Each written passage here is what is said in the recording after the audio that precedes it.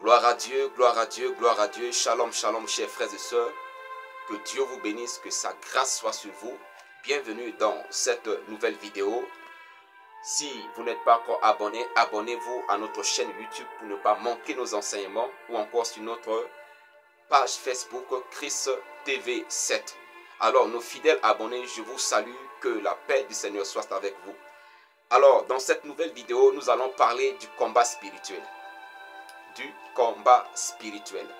Le combat spirituel est quelque chose dont beaucoup ignorent certains aspects.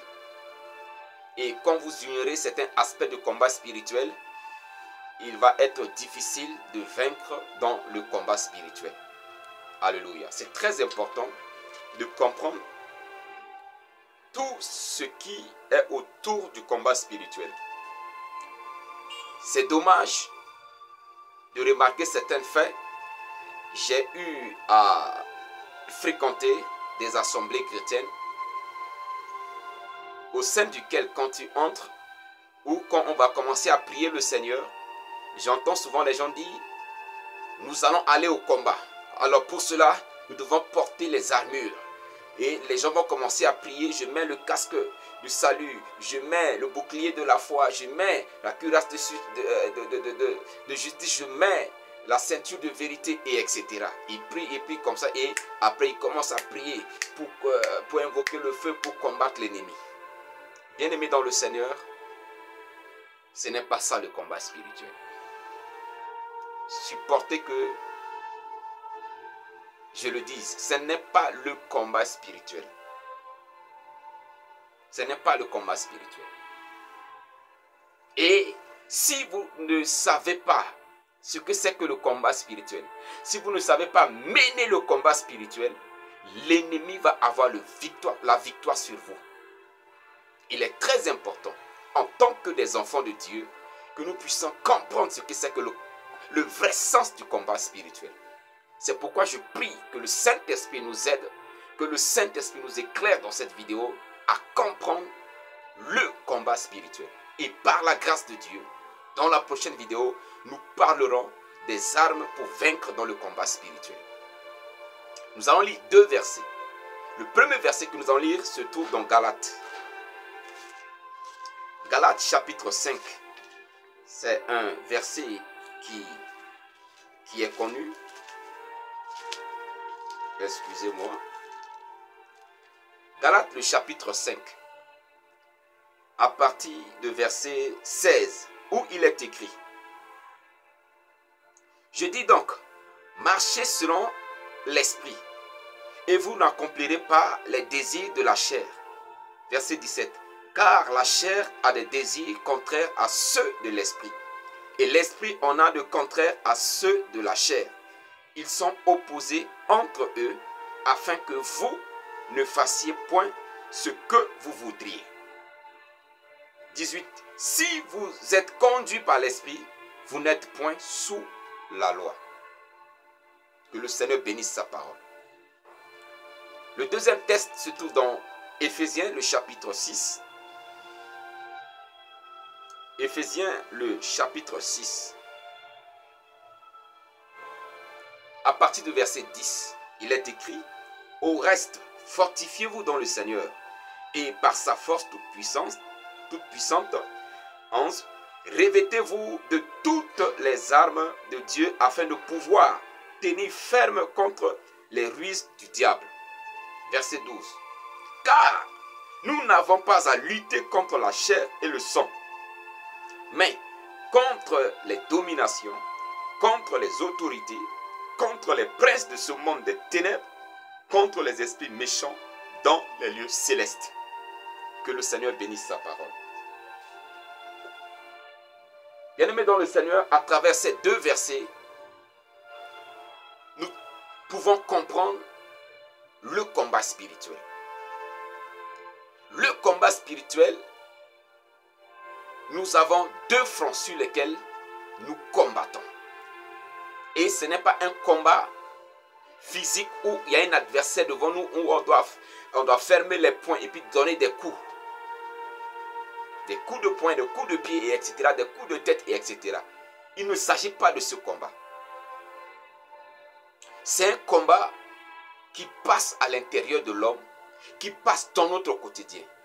Ce n'est pas un combat où quand on va prier et puis à un moment de la prière, on dit on va aller au combat spirituel et puis on prie 5-10 minutes, 1 heure de temps et puis on s'arrête. Non. Le combat spirituel se trouve dans notre quotidien. Chaque jour que Dieu fait, nous faisons face au combat spirituel. Et tout à l'heure, je parle de 2 fronts. Je parle de 2 fronts. Le premier front est appelé la chair. Et c'est ce que nous avions vu tout à l'heure dans Galates le chapitre 5. La parole de Dieu dit, la chair a des désirs contraires à celui de l'esprit. Ils sont opposés. Voilà pourquoi souvent, il y a des moments où vous voulez prier, mais votre chair a envie plutôt de se divertir. Ou votre chair a envie plutôt de dormir. Mais votre esprit a envie de prier. Votre esprit a le désir de prier ou de méditer la parole de Dieu. Mais parfois, une fois que vous prenez votre Bible entre la main, la chair commence à manifester d'une manière opposée à ce désir de l'esprit. Vous allez commencer à somnoler. Vous allez commencer à prendre votre téléphone parce que vous avez envie de vous distraire. Et parfois, vous déposez la Bible. Et vous pouvez passer de temps et de temps à regarder des séries, à regarder des films, à regarder du n'importe quoi sur des réseaux, au point de ne plus arriver à méditer ni à prier. La chair a des désirs contraires à celui de l'esprit. Il arrive de fois, vous vous prosternez, vous vous mettez à genoux pour prier le Seigneur, et c'est là où le sommeil va vous emporter. Vous ne savez même pas à quel moment le sommeil vous a emporté. Vous vous réveillez. Vous vous posez la question, mais le sommeil m'a pris à quel moment? La chair a des désirs contraires à celui de l'esprit. Il arrive de fois, vous décidez de commencer à jeûner à partir de demain. Et quand le jour arrive, vous commencez à jeûner. À 8h, 9h, 10h, la chair commence à se manifester. Et à 11h, vous coupez le jeûne. La chair a des désirs contraires à celui de l'esprit. Alléluia. Vous êtes un enfant de Dieu. Vous savez qu'il faut vivre dans la sanctification. Mais souvent, votre chair vous brûle au point de vous pousser à tomber dans la fornication, à tomber dans l'adultère, à tomber dans, dans l'impudicité. La chair a des désirs contraires à celui de l'esprit. Souvent, notre propre chair nous pousse à poser des actions et après qu'on va nous demander, on dit que c'est le diable. Ce n'est pas le diable. Ce n'est pas le diable. Ce n'est pas le diable qui te fait mentir. Ce n'est pas le diable, bien-aimé dans le Seigneur. La chair a des désirs contraires à celui de l'esprit. Si vous ne savez pas lutter contre les désirs de la chair, vous pensez que le combat spirituel, c'est seulement le moment où vous êtes en train de prier, d'invoquer le feu sur le diable, bien-aimé dans le Seigneur. Comme vous allez finir de prier, votre chair va vous combattre. Votre chair va vous pousser, va vous conduire à commettre du péché, à faire des choses qui n'honorent pas le Seigneur.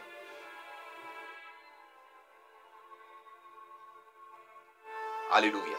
Le combat spirituel, ça se passe, c'est une lutte entre la chair et l'esprit, entre les désirs de la chair et les désirs de l'esprit. Et dans le cadre de la lutte entre la chair et l'esprit, si nous voulons gagner cette bataille, nous devons apprendre à nourrir notre esprit. Nous devons apprendre à priver notre chair de certains désirs. Autrement dit, vous ne pourrez pas vaincre. Voilà pourquoi, bien-aimés dans le Seigneur, la privation de l'eau et de manger est aussi très important dans notre vie, ce que nous appelons souvent jeûne. Le fait de jeûner, vous êtes en train de priver votre chair, mais en train de nourrir votre esprit. Mais le jeûne, ce n'est pas seulement le fait de priver votre chair de la nourriture et de boire.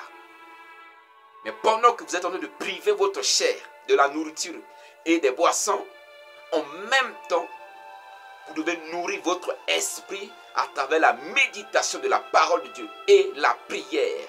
Et aussi surtout la prière en esprit, ce que nous appelons aussi la prière en langue. Beaucoup sont ceux qui jeûnent mais qui ne prient même pas. Ça c'est juste grève de faim. Alléluia. La chair a des désirs contraires à celui de l'esprit. Ils sont opposés. Mais nous ne devons pas laisser la chair nous conduire. La Bible nous recommande d'être conduits par l'esprit. La chair te donne envie parfois d'aller à la plage. La chair, c'est pas mauvais, te donne envie d'aller au cinéma, te donne envie de te divertir, et etc. Mais quand on est, souvent on satisfait ses désirs, ce qui n'est pas mauvais. Mais quand notre esprit nous donne envie de se lever dans la prière, nous donne envie de méditer, nous donne envie de jeûner, qu'est-ce que nous faisons? Est-ce que nous obéissons aussi? Dans la plupart des cas, on obéit plus à la chair qu'à l'esprit. Et quand c'est comme ça, vu que la chair est plus nourrie que l'esprit, la chair est plus nourrie que l'esprit, la chair prend la domination. Mais si nous nourrissons plus notre esprit, vous allez voir que notre esprit va prendre le dessus, la chair.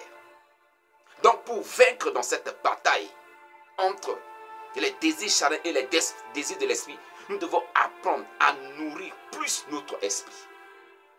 Nous devons apprendre à nous priver, à dire niet à certains désirs de la chair. Ce n'est pas tout désir de la chair qui est mauvais, mais certains désirs de la chair, nous devons dire niet à cela. Parfois, on peut passer 2 heures, 3 heures, voire même toute une journée devant la télé.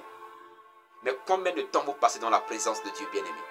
Combien de temps vous passez devant votre Bible pour la méditation?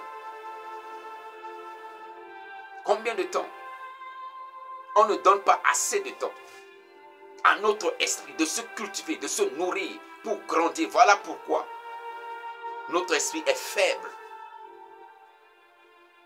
Et notre chair a la force. Et comme c'est notre chair qui domine, il nous pousse. Voilà pourquoi il y a trop de scandales dans le milieu chrétien aujourd'hui. Les gens vont à l'église, mais leur vie quotidienne n'est que de scandales. Au point où il n'y a pas de bon témoignage. Pas de bon témoin de notre manière de parler, de notre manière de faire. Nous sommes tellement influencés par ce qui est autour de nous. Et au lieu d'être le sel de la terre, finalement, le sel perd sa saveur. Alléluia. Bien-aimés dans le Seigneur, la chair a des désirs contraires à celui de l'esprit. Nous devons apprendre à obéir aux désirs de l'esprit.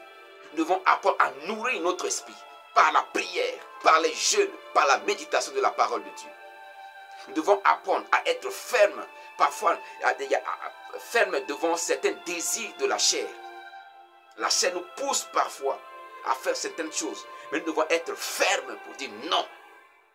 Priver la chair de certains désirs. Vous allez voir que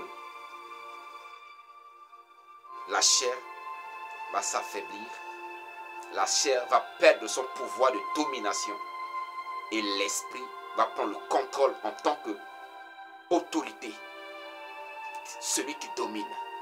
Et nous allons mener une vie chrétienne victorieuse. Alléluia. Tellement que la chair est faible, quand la tentation se présente, on tombe. Après on dit que c'est le diable. Ce n'est pas le diable, c'est la chair. Vous vous souvenez de Joseph? La Bible dit, la femme de son maître le poursuivait, le forçait à coucher, à avoir des relations sexuelles avec lui. Mais Joseph a résisté. Alléluia. Joseph a résisté à cela. Joseph a résisté à cela. Au point où même de fuir. Voilà pourquoi la Bible dit de fuir l'impudicité. De fuir l'impudicité. Mais beaucoup n'ont même pas la capacité de fuir. Ils sont là, ça vient, ils savent que ce n'est pas bien de commettre l'adultère. Ils savent que ce n'est pas bien. Mais ils se laissent aller. Pourquoi? Parce que la chair a plus de force que l'esprit. L'une des choses qui affaiblissent l'esprit, c'est le manque de crainte de Dieu. Alléluia. Quand nous avons la crainte de Dieu, bien-aimé dans le Seigneur, cela va donner la force à notre esprit. Notre esprit ne peut pas tomber face à certaines situations. Excusez-moi, nous ne pouvons pas céder, nous ne pouvons pas succomber devant certaines situations si nous avons la crainte de Dieu. Quand tu n'as pas la crainte de Dieu, tu vas succomber. Si Joseph n'a pas pu commettre l'adultère avec la femme de Potiphar, c'est parce que Joseph avait la crainte de Dieu. Alléluia.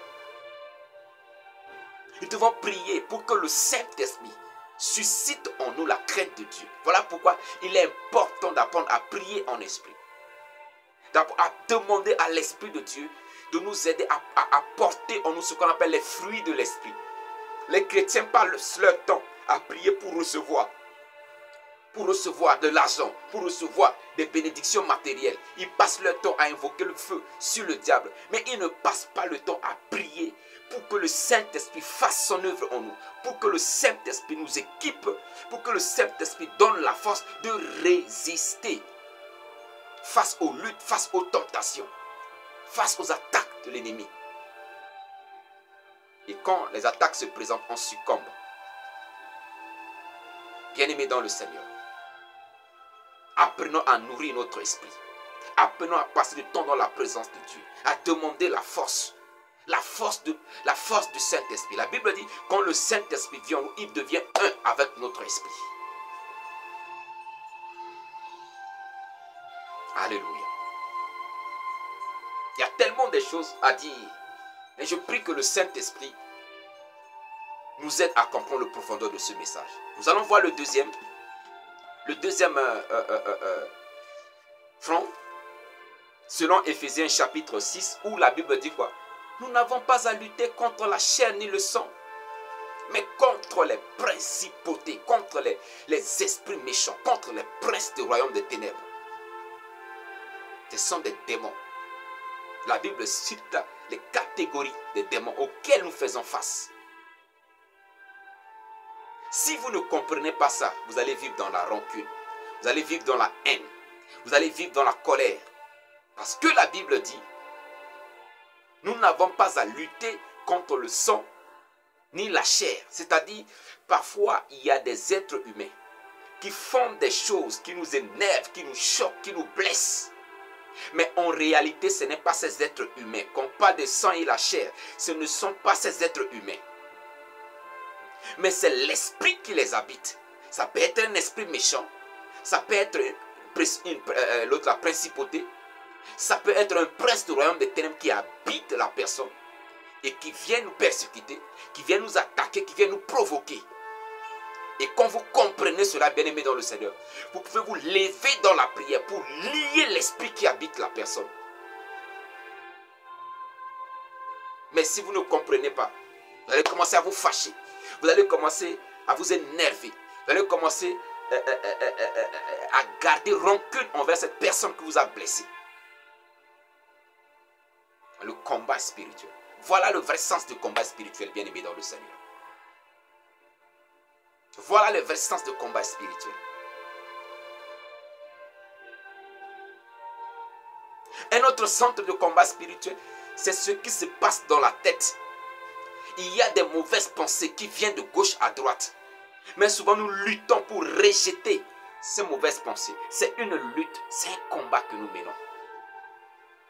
C'est un combat. Il arrive deux fois tu es là et il y a une mauvaise pensée qui vient dans ta tête. Et sachant que c'est une mauvaise pensée, on lutte pour ne pas nourrir cette mauvaise pensée, mais pour rejeter cette mauvaise pensée. C'est une lutte. Il arrive deux fois, je me rappelle, il y a de cela, ça fait quand même longtemps, ça fait très longtemps. J'ai encadré un jeune qu'on a évangélisé, on a amené dans le Seigneur.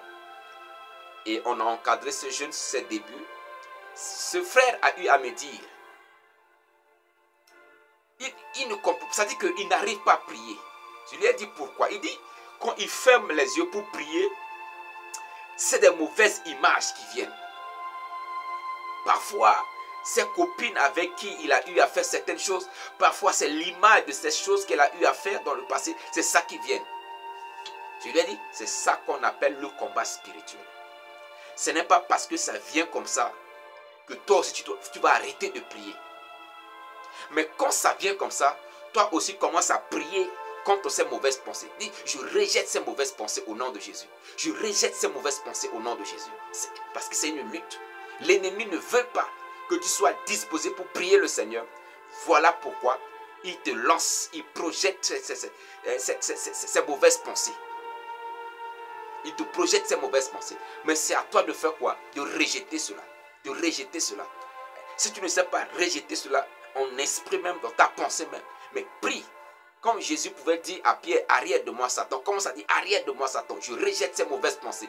Je ne suis plus cette personne. Je suis une nouvelle création. Je rejette cela. Je refuse la culpabilité. Parce que souvent, le diable, ces mauvais esprits nous attaquent aussi par des sentiments de culpabilité. Alléluia. Comme aussi, ces mauvais esprits peuvent habiter dans l'homme, dans un être humain, et cette personne va commencer à vous persécuter d'une manière et d'une autre. Alléluia. Il y avait une sœur qui me parlait de sa collaboratrice du travail. Souvent elle dit, mais elle ne sait pas, elle dit, je ne sais pas ce que j'ai fait à cette dernière, mais quand je viens comme ça, elle fait tout ce pour me mettre en colère. Je lui ai dit, ma sœur, c'est l'esprit qui habite en elle. C'est l'esprit qui habite en elle. Ne regarde pas à sa personne.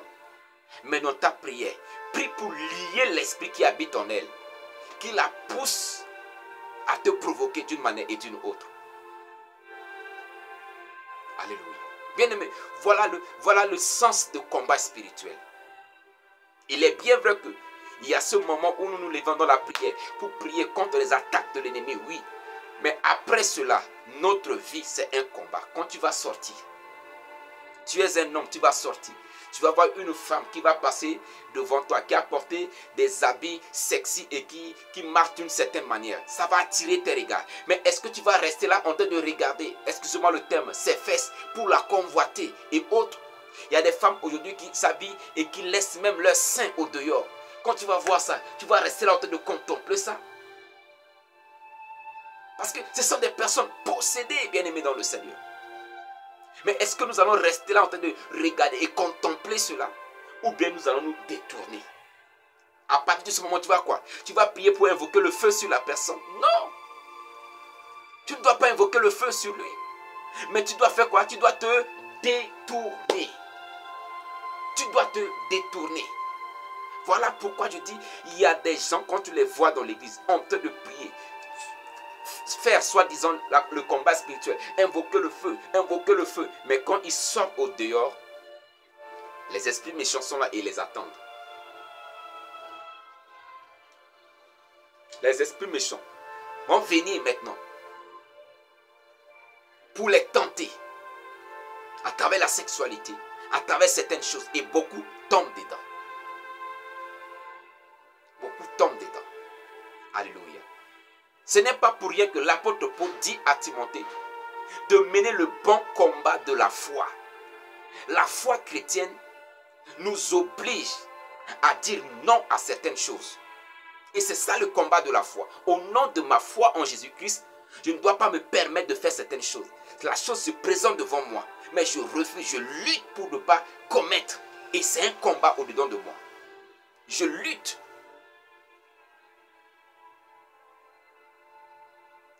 Tu peux être à un poste, par exemple, tu peux être un comptable dans une société ou bien à la caisse dans une société. Mais il y a des mauvaises pensées qui peuvent venir. Ah voilà, il y a l'argent dans la caisse, il faut prendre, tu vas fuir. Mais qu'est-ce que tu vas faire? C'est une lutte au-dedans de toi. Tu vas dire que non, non, non, non. La parole de Dieu me dit de ne pas voler. Si je le fais, je vais attrister l'Esprit de Dieu. Si je le fais, Dieu ne prendra pas plaisir à moi. Donc je ne dois pas faire. C'est une lutte et je prie, Saint-Esprit, donne-moi la force à ne pas commettre le péché du vol. Et que cet esprit qui veut me pousser à pécher en volant, que cet esprit soit vaincu au nom de Jésus-Christ. Voilà comment nous devons mener le combat spirituel. Nous n'avons pas à lutter. Il y a des situations, nous voyons ça devant nous. Mais en réalité, ce qui est derrière sont des esprits. Voilà pourquoi je dis, nous n'avons pas à lutter contre la chair et le sang. Il y a des situations qui arrivent. Tu vas penser que c'est simple, alors que cela est préparé depuis le monde des ténèbres. Et quand tu as le discernement de l'esprit, tu vas dire que, ah, il y a un combat ici. Il y a un combat ici. Saint-Esprit, donne-moi la force de vaincre. Et tu pries pour que l'esprit qui est derrière soit lié, l'esprit qui est derrière soit anéanti, soit vaincu. Le combat spirituel. C'est dans notre quotidien, bien aimé dans le Seigneur. C'est dans notre quotidien. Il y a des situations qui arrivent pour nous énerver. Mais nous luttons pour faire quoi? Pour avoir le calme. Nous prions pour que le Saint-Esprit apaise notre cœur. Nous prions pour que le Saint-Esprit nous donne la maîtrise de soi. Parce que la colère peut nous pousser à poser des actes. Pire, des actes graves, des actes qui ne glorifient pas Dieu. Le combat spirituel, ça y est dans notre quotidien. Nous voulons prier, mais non, il y a la faiblesse, non, il y a la distraction. Mais nous luttons, non, je dois prier. J'ai lu le livre d'un homme de Dieu, c'est un Camerounais. Ce dernier disait, il arrive deux fois, il sent dans son esprit vraiment qu'il doit prier. Mais il commence à somnoler, mais il est faible, mais il est fatigué. Mais comme il doit prier, il prend l'eau. Il prend une bassine, il met l'eau glacée. L'eau bien glacée dans la bassine et il met son pied dedans. Pendant qu'il a son pied dedans, le sommeil ne peut plus, bien aimé. Et il est là, et quand c'est comme ça, et il commence à prier, prier en esprit, prier en langue, prier en langue, prier en langue. Quelques minutes, le sommeil est parti. Les fatigues, mais tout ça. Et maintenant, l'esprit est activé. Nous devons lutter, bien aimé. Nous ne devons pas, à chaque fois, tu es faible, tu veux prier, tu es faible. Non, je m'en vais dormir. Non, il faut lutter. C'est une lutte. Le combat spirituel, c'est une lutte, bien aimé. Une lutte dans notre pensée, une lutte au-dedans de nous, une lutte à travers les épreuves de la vie. Mais nous devons toujours lutter. Il y a des épreuves de la vie qui viennent affaiblir notre foi, qui viennent nous décourager. Mais nous luttons pour garder la foi. C'est ce qu'on appelle la persévérance. Nous prions, nous ne voyons pas le résultat, mais nous continuons à prier parce que nous croyons que Dieu va nous secourir un jour. C'est une lutte. Et c'est ça le combat de la foi. Il y a des pensées qui vont venir. Oh, non, Dieu t'a oublié. Non, Dieu n'existe pas. Comment tu pries Dieu et puis tu es toujours malade? Comment tu pries Dieu et tu es toujours dans la pauvreté? Comment tu pries Dieu et tu es toujours là? Mais nous devons rejeter, nous devons lutter, résister à ces voix-là. Résister à ces pensées-là. Pour dire que non, Jésus-Christ est Seigneur. Jésus-Christ est Seigneur. Même si je n'ai pas à manger aujourd'hui, je vais continuer à l'adorer. Je vais garder la foi. C'est un combat. La vie chrétienne est un combat, bien-aimé. La vie chrétienne est un combat de tous les jours. Et nous devons persévérer, nous devons lutter à travers la prière, à travers la méditation de la parole de Dieu, à travers la foi. Nous devons lutter, bien-aimés dans le Seigneur. Nous devons lutter et toujours lutter. C'est ainsi que le Seigneur nous donnera la victoire. La Bible dit celui qui vaincra. Quand vous lisez le livre d'Apocalypse, la lettre envoyée aux 7 églises, la conclusion est toujours celui qui vaincra, celui qui vaincra, celui qui vaincra, celui qui vaincra. Et comme vous allez voir le livre d'Apocalypse, à la fin de la conclusion, celui qui vaincra héritera ces choses. Quand la Bible a décrit la nouvelle Jérusalem, qui est le paradis, la Bible dit celui qui vaincra héritera ce royaume des cieux. La vie chrétienne, c'est une lutte, c'est un combat. Nous ne devons pas baisser les bras, bien-aimés. Quoi qu'il arrive, il y a la persécution, il y a parfois la famine, il y a la chair, il y a les esprits qui se lèvent d'une manière ou d'une autre à travers des personnes. pour nous persécuter, pour nous attaquer, parfois même par des maladies, parfois même en nous faisant perdre notre emploi, notre travail, en créant même parfois des problèmes dans notre foyer. Mais nous devons toujours continuer à combattre dans la foi, à combattre dans la prière, à combattre, à lutter à l'intérieur de nous, pour ne pas laisser l'ennemi avoir le dessus sur nous. Alors, bien-aimés dans le Seigneur, que Dieu vous bénisse, que Dieu vous fortifie. Vous qui êtes en train de faire face à des combats intenses dans votre vie, à des combats intenses dans votre esprit, dans vos pensées, je prie que le Seigneur vous donne la force, que le Seigneur vous donne la victoire, au nom de Jésus-Christ. Mais sachez que le combat spirituel, aussi longtemps que nous vivons, aussi nous faisons face à des combats spirituels. C'est à vie, nous luttons à vie, nous combattons à vie. Parce que le diable est toujours là. Il rôde comme un lion rougissant, cherchant qui il va dévorer. Mais au nom de Jésus-Christ, avec l'aide du Saint-Esprit, nous avons la victoire. Nous sommes plus que vainqueurs par celui qui nous fortifie. Shalom à vous. Alors dans la prochaine vidéo, nous allons parler des armes. Des armes par lesquelles nous pouvons résister aux attaques de l'ennemi. Que Dieu vous bénisse. Shalom. Partagez la vidéo à vos contacts, à vos proches pour être édifiés, pour être encouragés. Au nom de Jésus-Christ.